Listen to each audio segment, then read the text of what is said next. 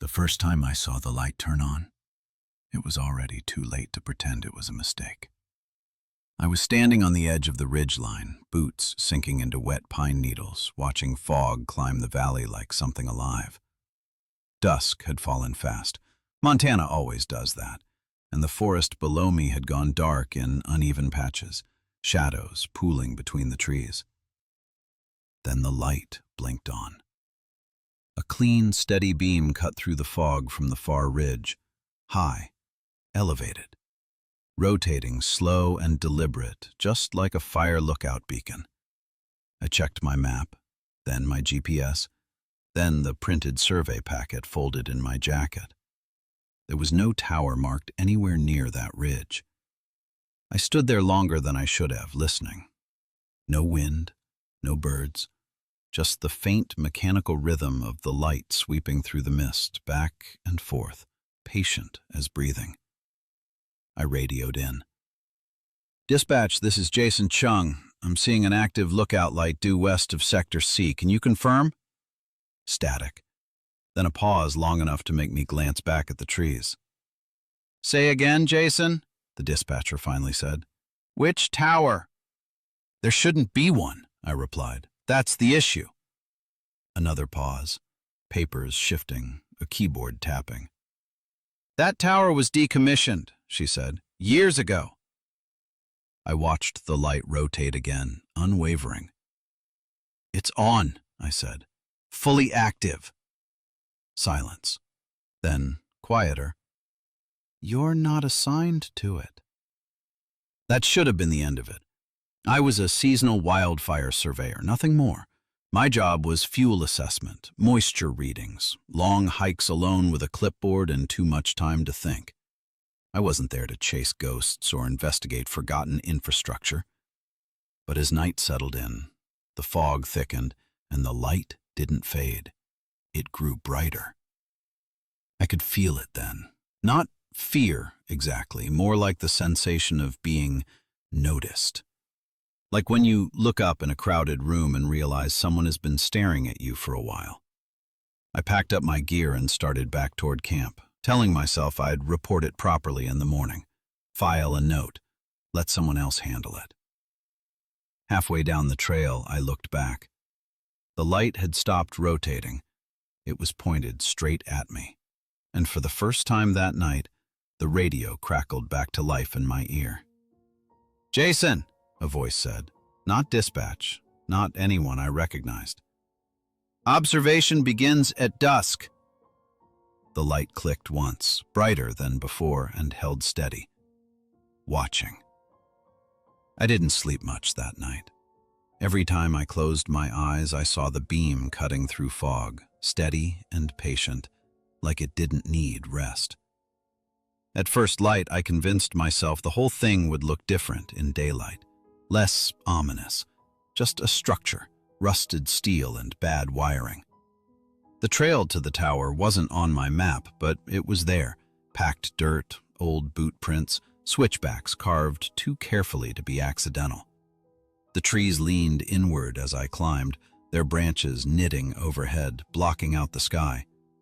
No birds, no insects, just my own breath and the soft crunch of gravel.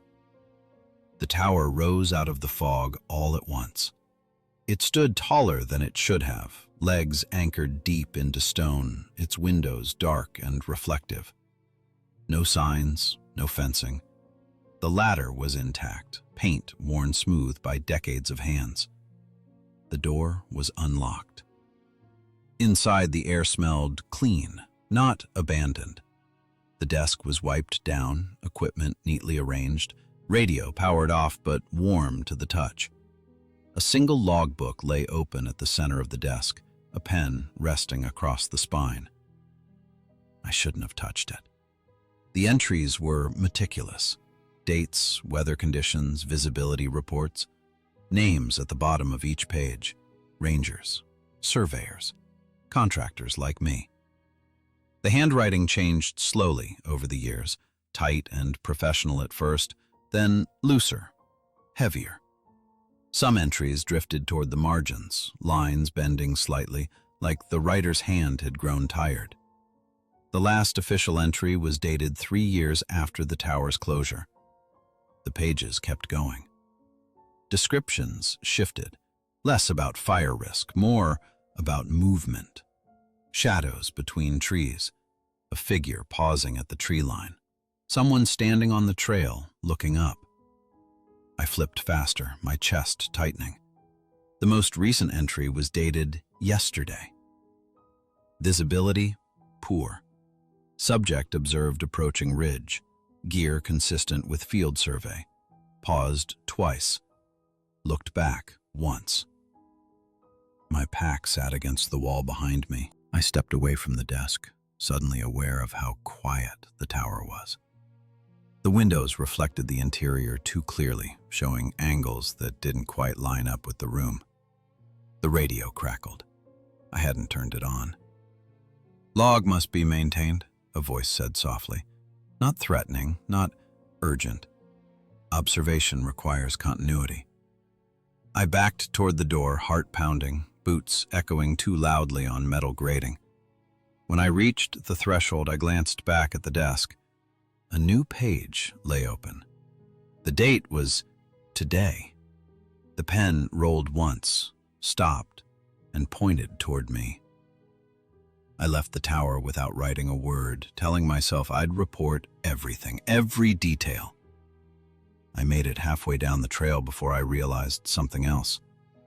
From the clearing below, the tower light was still on. And in the window, high above the trees, I thought I saw movement, slow, deliberate, like someone stepping back from the glass. I told myself I wouldn't go back.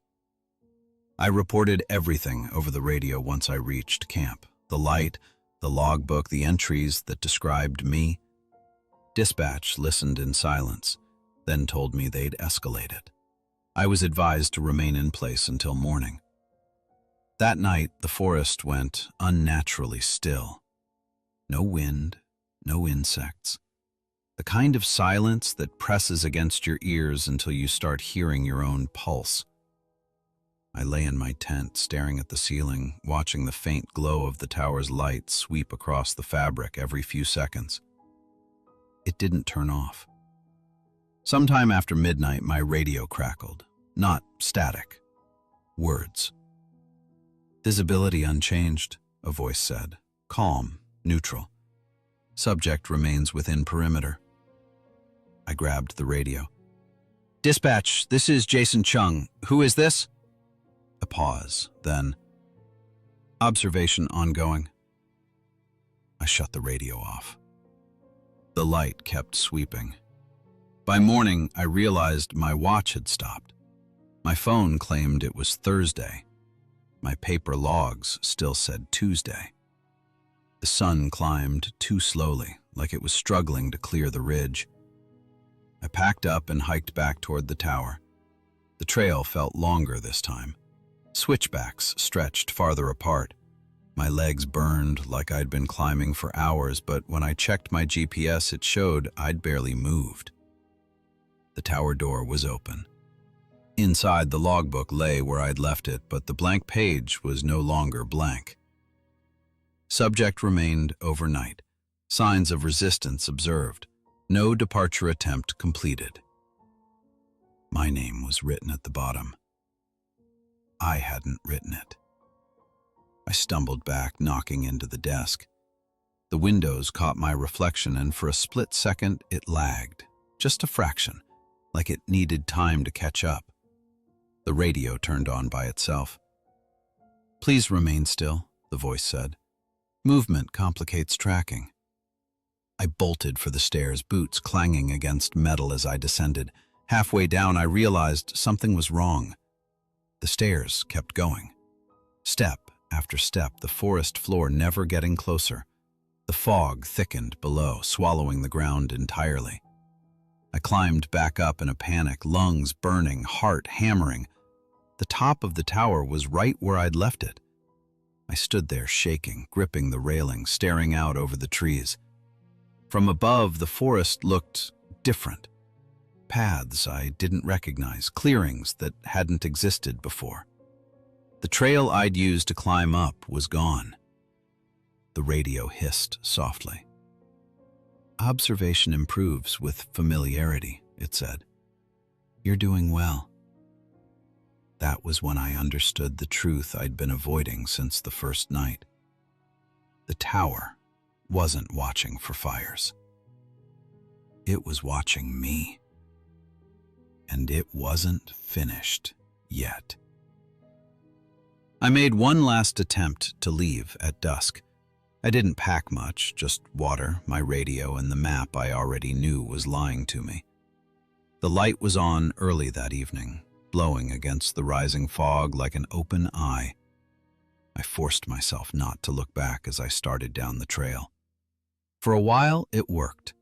The forest returned to itself. Wind stirred the branches. A bird called out somewhere to my left. I felt foolish for the relief that washed over me, for the way my body relaxed as if the nightmare had finally loosened its grip. Then the trail bent sharply downhill. The slope steepened too fast, gravel sliding under my boots. The trees crowded in, their trunks closer together than before, branches knitting overhead until the sky disappeared entirely. My radio crackled. Deviation noted, the voice said. Please remain within observation range. I ran. The trail dissolved beneath my feet, dirt turning to smooth metal grating. I skidded to a stop, staring down in disbelief. I was standing on the tower stairs. I hadn't turned around. I hadn't climbed. The forest was gone, replaced by fog and steel and the familiar hollow echo of the structure beneath my boots. No, I whispered, backing away. The stairs stretched downward into nothing, vanishing into gray. Above me, the tower rose impossibly tall, disappearing into the same fog as if it no longer existed in the world I'd come from. The radio hummed softly. Decommissioning removed redundancy, the voice explained. Observation requires a singular presence. I climbed. Each step felt heavier than the last. My legs shook, not from effort, but from the certainty settling in my chest. This wasn't a place people stumbled into by accident. It selected. It waited. And when it found someone willing to stay, someone alone enough, it closed the door behind them. At the top, the cabin was warm. The light rotated smoothly overhead. The desk was clean. The logbook lay open, pen ready. I flipped through the pages again, slower this time.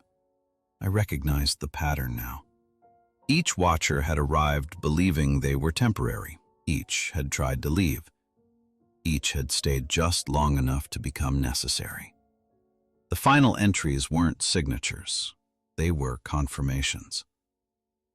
I sat down heavily, staring out the window as fog rolled through the trees below. For the first time since arriving, I could see clearly from this height, every trail, every clearing, every place someone might emerge. The radio clicked once. Observation stabilized, it said. Please log conditions. My hand shook as I picked up the pen. Outside, far below, a shape moved at the edge of the tree line, small, distant, human. Someone hiking the ridge. The light brightened in response, and before I could stop myself, I began to write. I don't remember deciding to stay. I remember the sound of the pen moving across paper, the way my handwriting felt unfamiliar, steadier than my hands should have been. I logged weather conditions that didn't match the sky outside, visibility metrics I somehow understood without looking. The tower felt different once the entry was complete. Quieter, balanced, like something had settled into place. The radio no longer startled me when it spoke. Observation continuous, it said. Thank you. Days passed, or maybe nights. Time didn't behave the same way anymore. The sun rose and fell, but never at the same angle twice. My watch remained useless. My phone no longer showed a signal or a date. I stopped checking. I learned the patterns.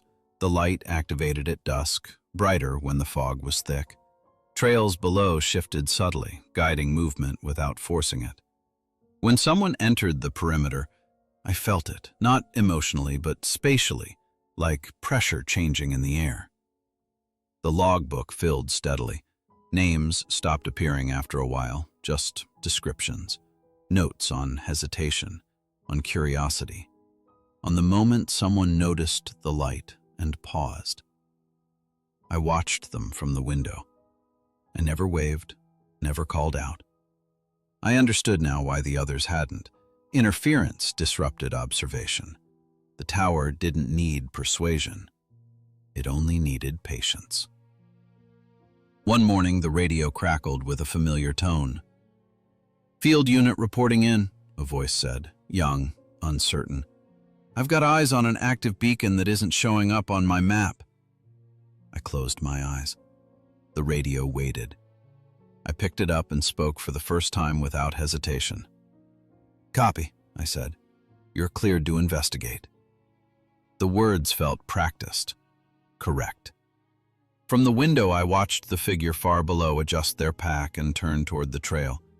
They moved slowly, carefully, exactly the way I had. The light rotated, steady and precise. I reached for the logbook, flipping to a fresh page. The pen rested easily in my hand.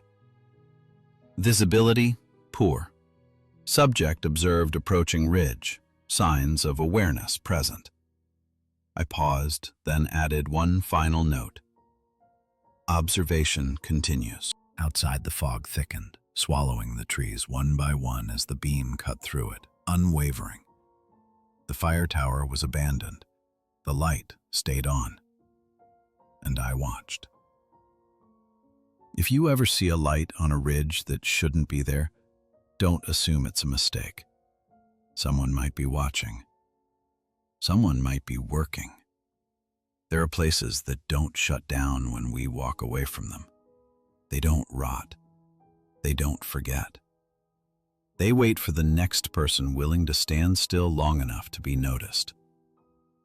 So if you hike far enough into the woods and the fog starts to thicken, if your radio crackles even though you never turned it on, if a tower that isn't on any map suddenly lights up at dusk, don't investigate. Because the light isn't there to warn you. It's there to see who stops and looks back. And if you did enjoy this story, make sure to like, subscribe, and turn on notifications so you don't miss the next one. New stories are posted regularly here on Campfire Horror Stories. Until next time, stay safe out there. Some jobs don't end